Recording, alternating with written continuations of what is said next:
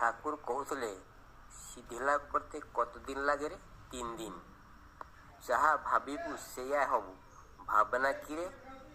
ମଣିଷ ଯେତେବେଳେ ନିଜ ଭିତରେ ଥିବା ସତ୍ୟ ପାଖରୁ ଛଡ଼ାଇ ଆଣିଥିବା ସତ୍ତା, ସତ୍ତ୍ୱ, ଅସ୍ତିତ୍ୱ, ଚେତନାର ଧାରାରେ ମନ ଲଗାଏ ବା ସେହି ପ୍ରବାହରେ ବୋହିବାକୁ ଲାଗେ, ସୀମାହୀନ ଅନନ୍ତ ଅନୁଭୂତି ତା ମଧ୍ୟରେ ପ୍ରବାହିତ ହେବାକୁ ଲାଗେ।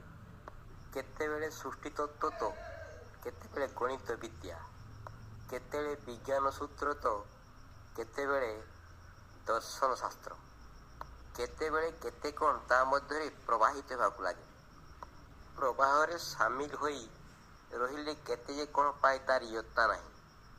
ଯେ ସବୁ ସମୟରେ ଶିଖୁଥାଏ, ସଂସାରରେ ଶରୀର ବୃଦ୍ଧ ହୋଇଗଲେ ମଧ୍ୟ ଛୋଟ ପିଲା ହୋଇ ଶରୀର ତ୍ୟାଗ କରିଥାଏ ଏବଂ ସତ୍ୟ ପ୍ରବାହ ଧାରାରେ ମିଶିଯାଏ।